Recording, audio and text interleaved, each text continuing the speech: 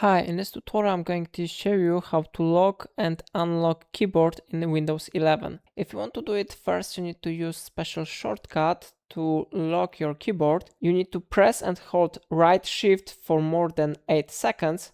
After that, this window will be successfully displayed here. You will see here the question, do you want to turn on filter keys? Filter keys lets you ignore brief or repeated keystrokes and slows down the keyboard repeat rate. The keyboard shortcut to turn on filter keys is to hold down the right shift key for 8 seconds. So if you are sure that you want to do it, you need to press yes button, and after that, if you will click on the search field and you will try to type here any characters, for example, I am, you will not be able to do it because your keyboard has been locked. If you would like to unlock your keyboard, you need to press and hold right shift for more than 8 seconds, and after that your keyboard will be successfully unlocked and you will be able to type here any characters you want, for example calculator. How you see it really works, so if I helped you, remember to like this tutorial and subscribe my channel. Please let me know in comment if it's of your problem.